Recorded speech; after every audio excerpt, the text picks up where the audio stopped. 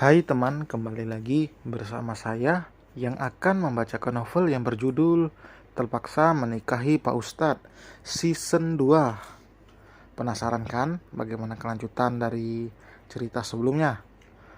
Tapi sebelum mulai, jangan lupa like, komen, serta subscribe bagi teman-teman yang belum subscribe, supaya tidak repot lagi harus mencari-cari dulu cerita ini ataupun channel ini. Hitung-hitung bantu Mimin, hitung-hitung berbuat baik. Mimin doakan semoga teman-teman semua yang telah lama bergabung maupun baru bergabung diberikan kesehatan oleh Tuhan, oleh Allah Subhanahu wa taala. Amin ya robbal alamin. Baiklah, langsung saja kita mulai. Bab 44. Hari itu tidak hanya ada santri saja di pondok, tapi ada para orang tua yang datang. Karena hari itu jadwal para orang tua untuk bisa menjenguk anak mereka. Seandainya tidak ada tamu di rumah Bu Nining, juga pasti akan ada di pondok. Sedangkan Alika alasannya beda lagi. Anak-anaknya akan rewel karena sudah dijanjikan untuk jalan-jalan. Ba'da zuhur diadakan pengajian umum untuk semua santri dan juga orang tua. Assalamualaikum warahmatullahi wabarakatuh. Waalaikumsalam warahmatullahi wabarakatuh.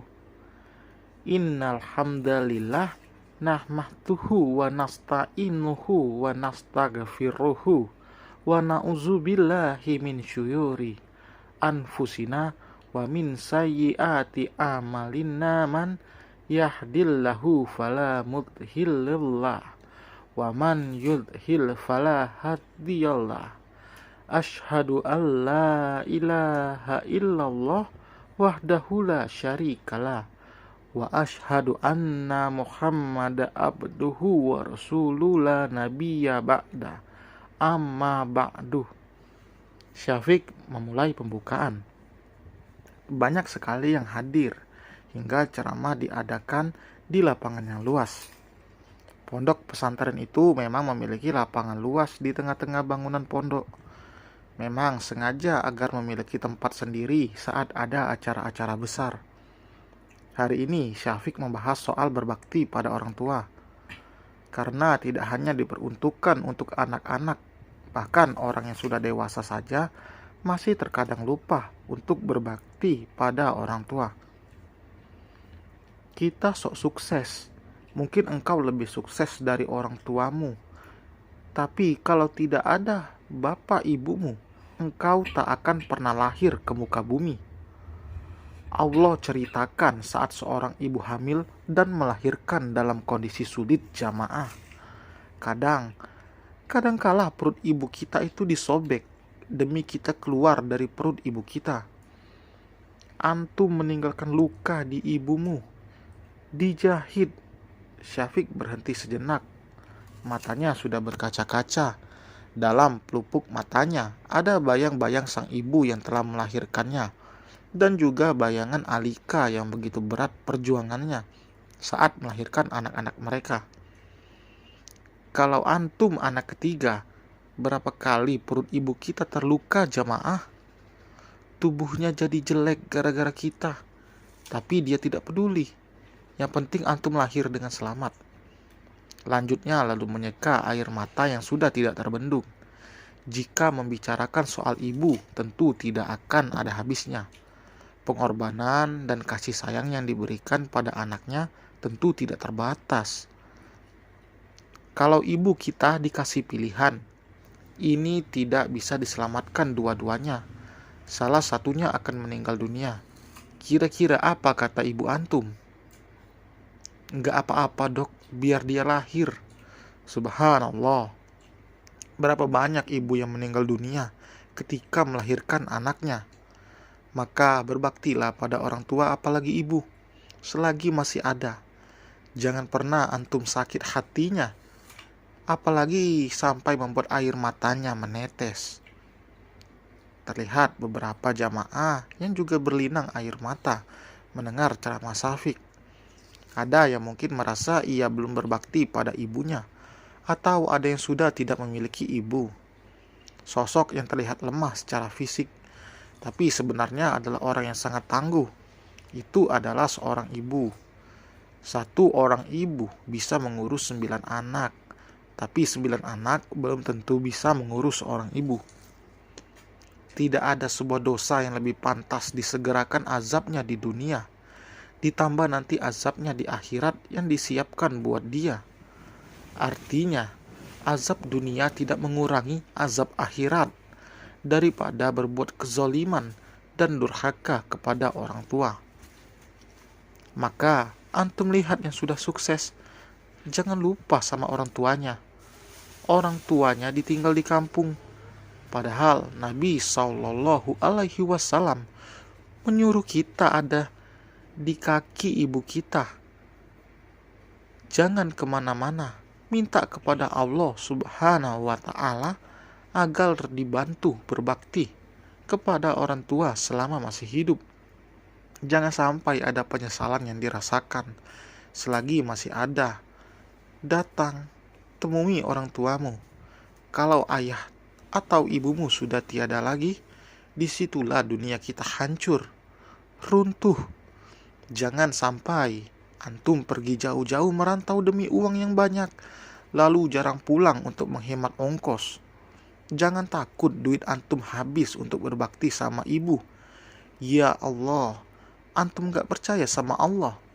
Rasulullah Shallallahu Alaihi Wasallam mengatakan, barang siapa yang ingin rezekinya diluaskan, barang siapa yang ingin umurnya dipanjangkan, apa yang dia lakukan? Sambung rahim. Sambung rahim. Rahim kita sendiri, ibu kita. Antum jangan takut kehabisan waktu. Allah akan memberkahi waktu antum. Antum jangan takut duit antum habis. Allah akan melipat gandakan yang apa antum keluarkan. Tapi kadangkala kita tidak yakin. 1,5 jam ceramah itu berlangsung. Syafiq tidak langsung pulang karena ia kedatangan tamu. Temannya sang ayah yang baru saja pulang dari Mesir menjemput anaknya yang kuliah di sana. Masya Allah, rasanya baru kemarin Syafiq itu lari-lari sama Obi di depan pondok. Sekarang udah dewasa, ujar Kiai Husin. Syafiq membalas dengan senyuman. Ia juga sudah jelas tidak akan mengingatnya karena itu saat usianya 3 tahun. Kenapa Obi tidak ikut ke sini? Tanya Kiai Abdillah. Dia ke rumah neneknya dulu di Jombang. Insya Allah besok atau lusa datang ke sini, jawab Kiai Husain. Di tengah-tengah obrolan, ponsel Syafiq berdering. Ia melihat nama sang istri yang tertera di layar. Ia lalu meminta izin untuk mengangkat telepon. Ia keluar dari ruangan itu. Assalamualaikum. Waalaikumsalam, Abi. Bukan suara Alika, tapi suara si kembar yang terdengar dari ujung telepon. Kenapa, Nak? Kalian udah berangkat jalan-jalan? Nungguin Abi pulang. Kakak nggak mau kalau nggak sama Abi, ucap Safa. Ya udah, tunggu sebentar ya. Nanti Abi pulang. Syafiq hanya kembali ikut dalam obrolan itu sebentar sebelum pamit. Ia tahu anak-anaknya tidak akan bisa diam sebelum keinginannya dituruti. Nanti yang ada malah Alika yang dibuat pusing. Saya pamit nggak apa-apa, Bi. Syafiq sebenarnya merasa tidak enak pada Kiai Husain. Pergilah, Nak. Besok Abi kesini lagi kok. Ini juga sebentar lagi ada yang jemput, ucap Kiai Husain. Syafiq mengangguk. Kalau begitu saya pamit. Assalamualaikum warahmatullahi wabarakatuh. Waalaikumsalam warahmatullahi wabarakatuh. Syafiq berjalan dengan langkah cepat menuju mobil yang terparkir tidak jauh dari kantor tempatnya biasa saat di pondok itu. Jaraknya tidak terlalu jauh, Tapi karena masih banyak orang dan kendaraan di sekitar pondok, jadi agak sedikit macet. Kini Syafiq sudah ada di depan rumah sang ibu, mengucapkan salam lalu masuk. Tapi langkahnya terhenti saat melihat ada dua orang yang tadi ditemuinya. Sekarang ada di sini. Alika keluar dari dapur, langsung menghampiri Syafiq dan mencium tangan lelaki itu. Aku nggak tahu kalau Umi ngajak mereka buat makan-makan di sini, bisik Alika. Ia memang tidak tahu soal itu, karena saat ia sedang santai-santai tiduran di karpet bersama Akil, tiba-tiba pintu rumah terbuka dan 3 sekawan itu masuk. Alika dan Syafiq bahkan berpikir 3 orang itu masih tetap di rumah mereka, tapi ternyata salah. Mereka kembali dipertemukan di sini. Entah seperti apa Syafiq nanti. Dan selesai teman. Terima kasih telah mendengar. Jangan lupa tinggalkan komentar ya, masukan saran, like juga, serta subscribe bagi teman-teman yang belum subscribe. Sampai berjumpa di bab berikutnya. Bye.